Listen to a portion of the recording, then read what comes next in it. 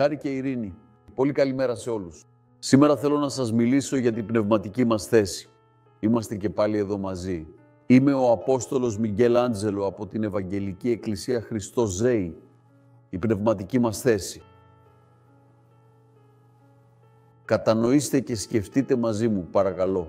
Υπάρχει διαφορά από το νερό στο κρασί. Στη ζωή αυτού που έχει τον Ιησού και στη ζωή αυτού που δεν έχει τον Ιησού. Η βίβλος ξεκαθαρίζει ότι το άτομο που δεν έχει τον Ιησού είναι νεκρό στις αμαρτίες και τα παραπτώματα. Δεν αναζητά, δεν καταλαβαίνει. Κάνει το θέλημα του Χριστού στις αρχές του αέρα. Είναι πνευματικά τυφλό. Βρίσκεται κάτω από την οργή, βρίσκεται κάτω από καταδίκη, βρίσκεται κάτω από τον θάνατο.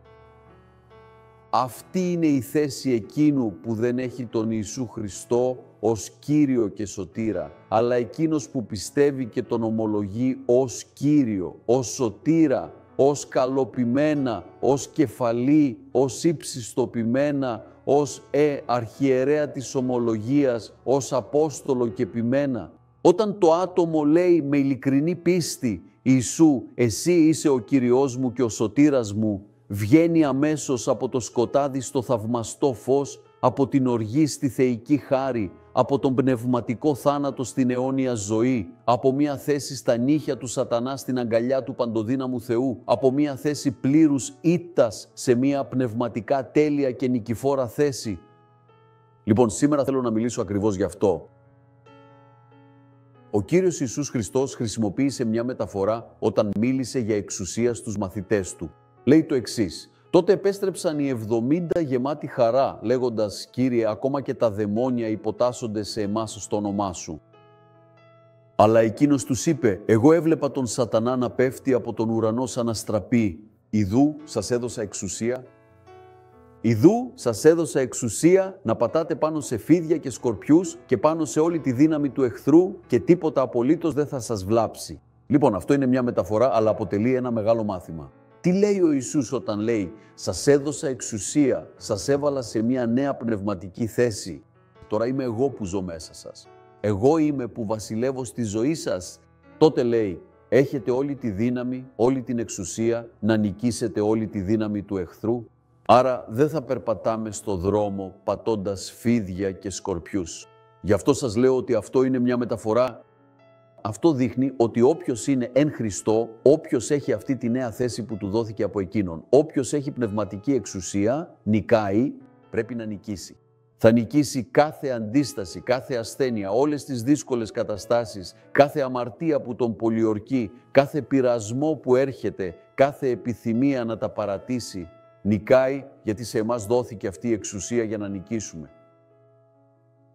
Λοιπόν, όταν λαμβάνουμε τη σωτηρία μέσω της χάρης, επειδή ο Ιησούς το είπε αυτό, με τη χάρη είστε σωσμένοι μέσω της πίστης. Αυτό δεν προέρχεται από εσάς, είναι δώρο του Θεού. Έτσι δεν μας συγχώρεσε απλώς, αλλά μας επανατοποθέτησε πνευματικά. Ήμασταν στο σκοτάδι, περάσαμε στο φως. Ήμασταν κάτω από καταδίκη, περάσαμε στη σωτηρία. Λοιπόν, αγαπητέ μου φίλε, άκουσε με προσεκτικά, αυτό είναι πραγματικά πολύ σημαντικό. Η συντριπτική και συντριπτική πλειοψηφία των ανθρώπων που έχουν στην κατοχή τους μία Αγία Βίβλο, που δηλώνουν ότι είναι χριστιανοί, ζουν μία ζωή σαν να μην έχουν αποκτήσει μία εντελώς νέα πνευματική θέση. Εκεί έρχονται οι χειραγωγήσεις των καθοδηγήσεων.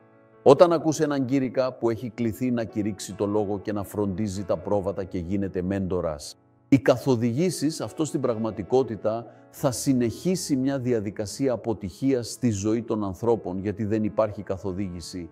Ο Ιησούς δεν κάλεσε αποστόλους, προφήτες, ευαγγελιστές, ποιμένες και διδασκάλους για να κάνουν καθοδηγήσεις. Είπε να τελειοποιήσουν τους Αγίους, ώστε οι Άγιοι να έχουν καλή απόδοση και να μην παρασύρονται σαν παιδιά από εδώ και από εκεί, με ανέμους διδαχών των ανθρώπων. Άρα δεν υπάρχει καθοδήγηση στη ζωή μιας εκκλησίας. Αυτό είναι μια χειραγώγηση.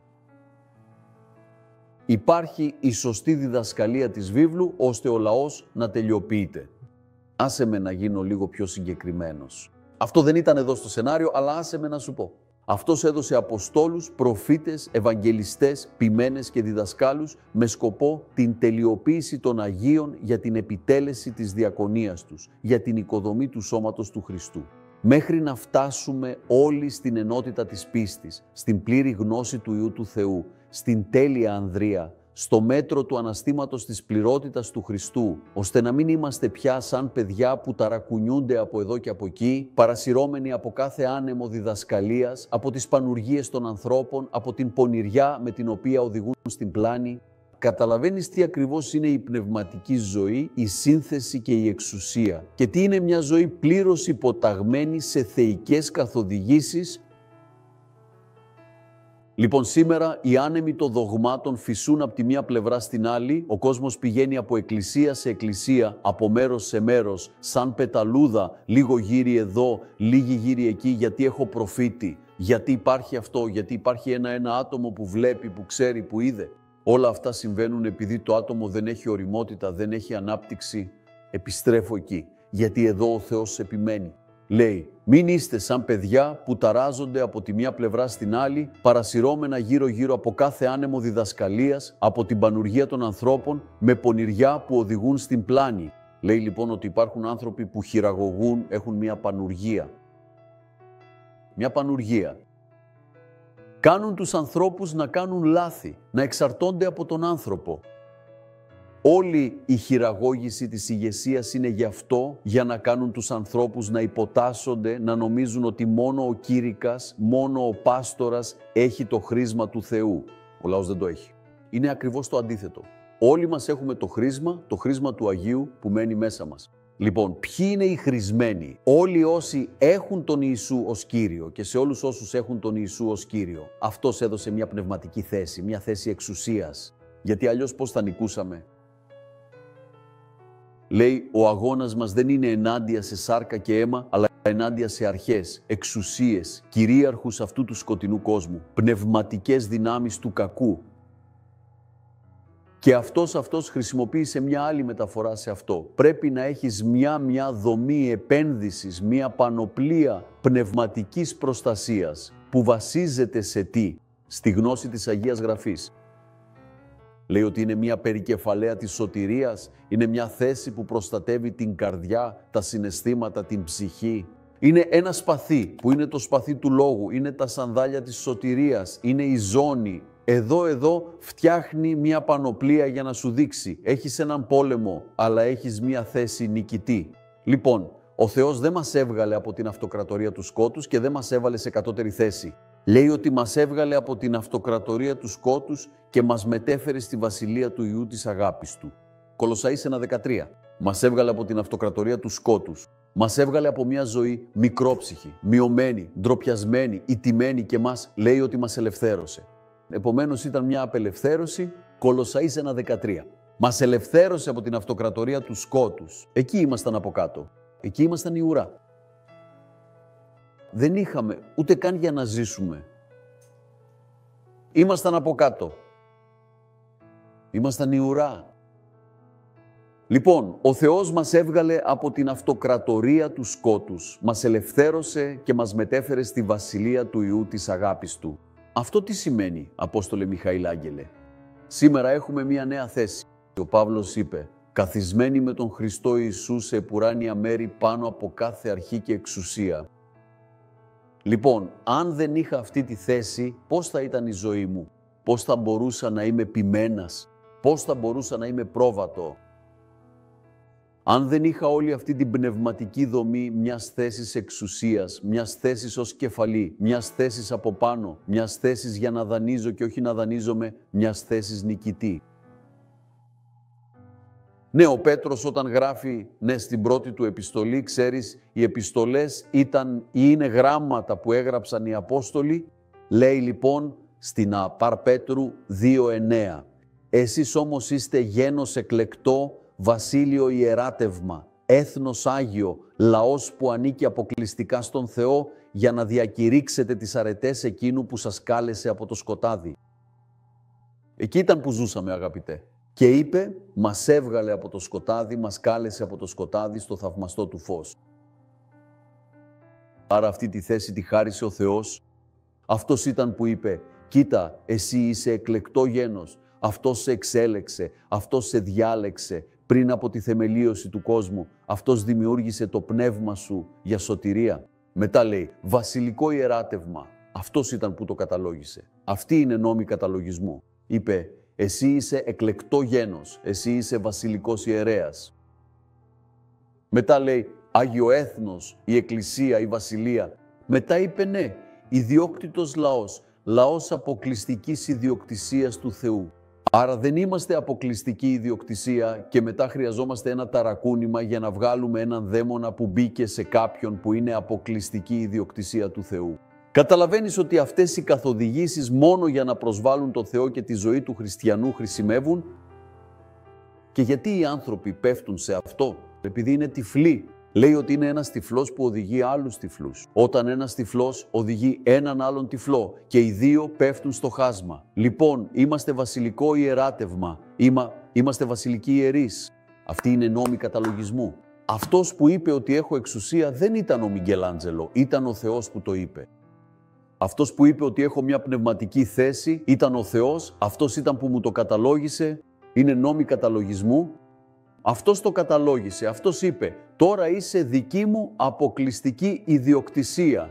Αυτός που βασιλεύει στην καρδιά σου, ο θρόνος της ζωής σου έχει έναν ιδιοκτήτη, έχει έναν Κύριο, έχει έναν αρχιερέα, έχει την εξηλαίωση, έχει τον αμνό του Θεού, έχει τον Μεσσία, έχει το λαμπρό αστέρι της αυγής, έχει το ρόδο του Σαρών, τον καλό ποιμένα, τον βασιλιά των βασιλιάδων, τον Κύριο των Κυρίων. Αυτός είναι που είναι αποκλειστική ιδιοκτησία του Θεού. Λοιπόν, ποιος είναι αυτός που με διδάσκει αυτά τα πράγματα? Το Άγιο Πνεύμα από δόξα σε δόξα μέσω του κηρύγματος του Λόγου και είπε ότι εκεί έχουμε ένα κάλεσμα να διακηρύξουμε τις αρετές εκείνου που σας κάλεσε από το σκοτάδι. Αυτή ήταν η παλιά μας θέση. Βρισκόμασταν στο σκοτάδι προς το θαυμαστό του φως. Λοιπόν, από τη στιγμή που έχω αυτό το θαυμαστό φως πρέπει να σηκωθώ. Λοιπόν, σήκω. Ο ίδιος Θεός που νίκησε το θάνατο κατοικεί μέσα σου. Εκλέχθηκες για να αντισταθείς και να νικήσεις. Να αντιστέκεσαι και να νικάς. Λοιπόν, δεν χρειάζεται να είσαι τέλειος άνθρωπος για να είσαι δυνατός. Αυτό που χρειάζεται είναι να εμπιστεύεσαι τον Θεό και τον θαυμαστό του Λόγο, γιατί η δύναμη που έρχεται από τον Θεό είναι για εκείνους που δεν έχουν καμία δύναμη. Αγαπητέ, αν πω ότι έχω δύναμη μέσα μου, ότι μπορώ, εγώ, ο Μιγκελάντζο με τη σάρκα μου, μπορώ τα πάντα, αγαπητέ, ο Θεός δεν έχει μέρος. Η δύναμη που υπάρχει στη ζωή μου και στη δική σου ζωή, ο Θεός έχει υπόσχεση για σένα, είναι μια δύναμη που έρχεται από τον Θεό, γιατί στη σάρκα μου, είπε ο Παύλος, δεν υπάρχει κανένα καλό. Ο Ιησούς είπε, η σάρκα δεν ωφελεί σε τίποτα, το πνεύμα είναι αυτό που δίνει ζωή. Λοιπόν, δεν χρειάζεται να είσαι τέλειος. Αυτό που χρειάζεται είναι να εμπιστεύεσαι, γιατί η δύναμη που έρχεται από τον Θεό είναι για εκείνον που λέει «Δεν έχω καμία ικανότητα, δεν έχω καμία δύναμη». Στους Εβραίους 4:12 λέει ότι ο λόγος είναι ζωντανός και αποτελεσματικός, είναι κοφτερός σαν δίκοπο μαχαίρι, χωρίζει αρθρώσεις και μυελούς, φτάνει μέχρι τις προθέσεις της καρδιάς και είναι εκεί μέσα που συμβαίνουν τα πράγματα. Ο Θεός δεν εργάζεται στο εξωτερικό μου. Ο Θεός δεν ενδιαφέρεται αν τα μαλλιά είναι άσπρα, αν είναι μαύρα, αν τα μάτια, αν τα νύχια, αν το φόρεμα, αν τα ρούχα ή τα παντελόνια. Ο Θεός θέλει να γνωρίζει ακριβώς το κεντρικό σημείο της ζωής, την καρδιά, όπου κατοικούν οι κανόνες της ζωής. Εκεί μέσα εργάζεται ο Θεός. Λοιπόν, ναι, η θέση μας παραμένει σε οποιαδήποτε περίσταση. Πας τώρα κι αν κάνω λάθος, όλοι κάνουμε λάθη. Ο Ιωάννης είπε, αν κάποιος πει ότι δεν έχει αμαρτία, λέει ψέματα. Τώρα, άλλο είναι να κάνεις λάθος από άγνοια και άλλο να κάνεις λάθος σκόπιμα. Αν κάνω λάθος σκόπιμα, αν ξέρω ότι είναι λάθος και αναλαμβάνω το ρίσκο, παίρνω την απόφαση γνωρίζοντας τις συνέπειες, αυτό είναι ποινικό δίκαιο, ονομάζεται δόλια πράξη. Όταν λοιπόν κάποιος αμαρτάνει σκόπιμα, τιμωρείται, διορθώνεται και μαστιγώνεται, αλλά ο Θεός δεν παίρνει πίσω αυτό που έδωσε. Μας έχει σφραγίσει. Κανείς δεν μπορεί να αφαιρέσει αυτή τη σφραγίδα μέχρι την ημέρα της λύτρωσης. Λοιπόν, η θέση μας η θέση μας, σε οποιαδήποτε περίσταση είμαστε παιδιά του Θεού, σφραγισμένα με το Άγιο Πνεύμα, σφραγισμένοι με το Άγιο Πνεύμα. Δεν είσαι σκόνη, δεν είσαι ακρίδα, δεν είσαι θύμα αυτού του συστήματος που ζούμε σήμερα, είτε πνευματικά είτε κοινωνικά. Έχεις κληθεί να βασιλεύεις στη ζωή ως κληρονόμος των υποσχέσεων του Θεού. Αυτή είναι η αλήθεια. Αυτή είναι η αλήθεια. Ολόκληρη η κόλαση τρέμει όταν ένα παιδί του Θεού ανακαλύπτει την αληθινή του ταυτότητα εν Χριστώ. Ποιος είμαι εγώ? Είμαι αυτό που είμαι χάρη στη χάρη του Θεού. Μεγαλύτερος είναι αυτός που είναι μέσα μου από εκείνον που είναι σε αυτόν τον κόσμο. Αν ο Θεός είναι μαζί μου, ποιος θα είναι εναντίον μου?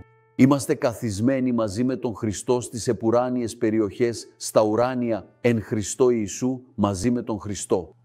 Όταν αρχίζεις να ανακαλύπτεις την αληθινή σου ταυτότητα, αγαπημένε, τότε τελείωσε.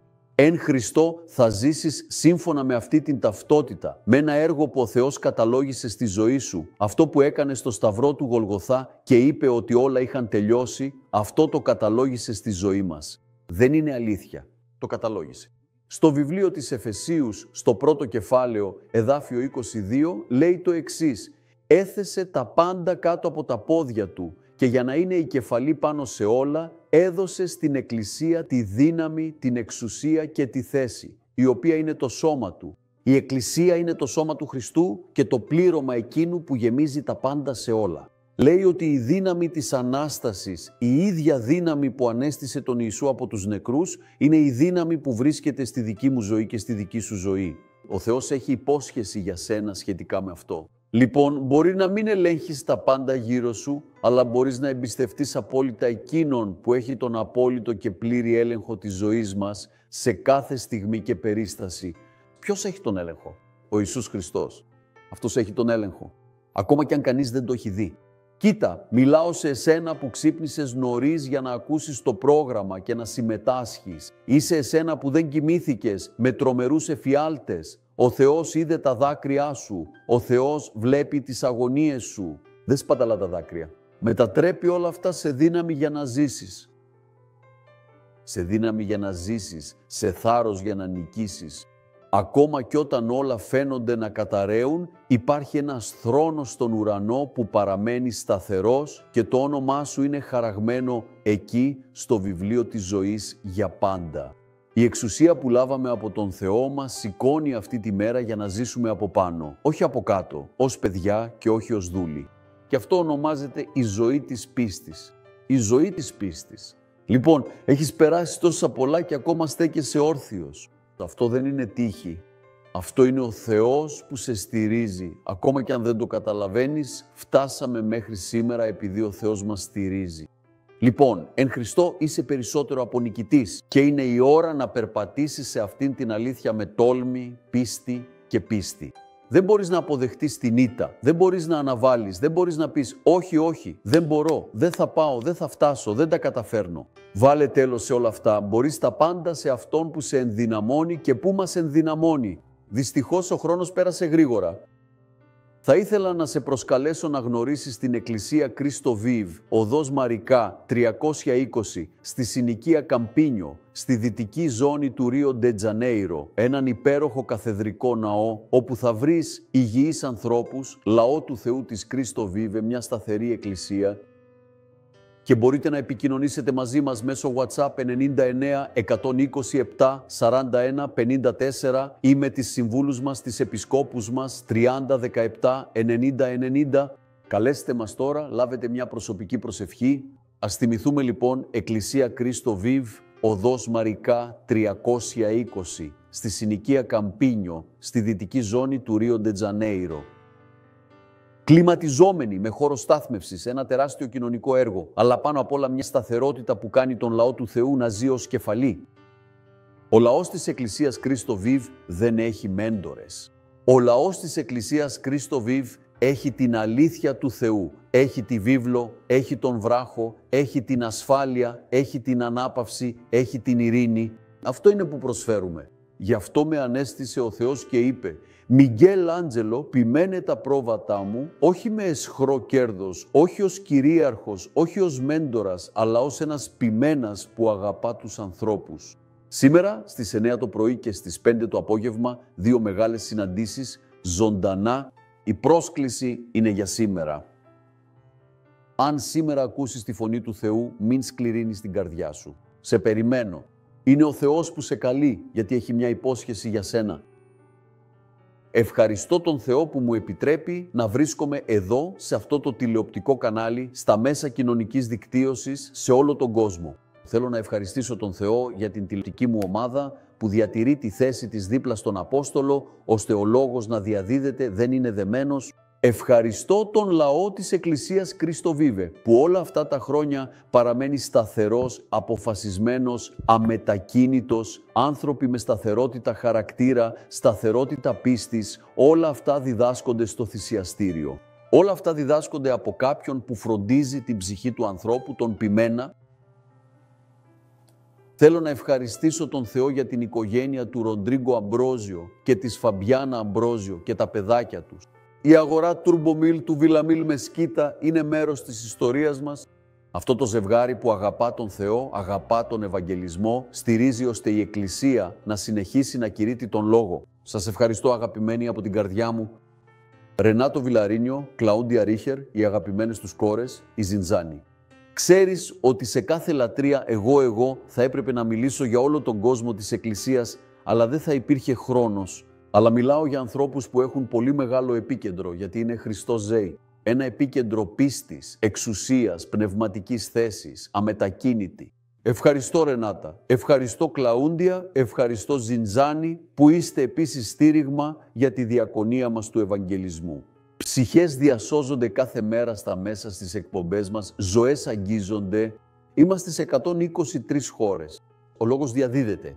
Και ευχαριστώ πολύ τον Θεό για όλους όσους ενώθηκαν μαζί μου, shoulder to shoulder, ώμο με ώμο με τον Απόστολο, ώστε ο λόγος, αυτό που χρειάζεται περισσότερο, η Βραζιλία, είναι ο Θεός. Δόξα τω Θεώ που η Ευαγγελική είναι ήδη η πλειοψηφία πρακτικά του θρησκευόμενου λαού, από το Οϊεπό και μέχρι το Τσουί. Το Τσουί είναι η πόλη με τους λιγότερους θρησκευόμενους σε όλη τη Βραζιλία, αλλά πιστεύω ότι ακόμα και αυτή η πόλη θα περάσει από μια μεγάλη αναζωπήρωση.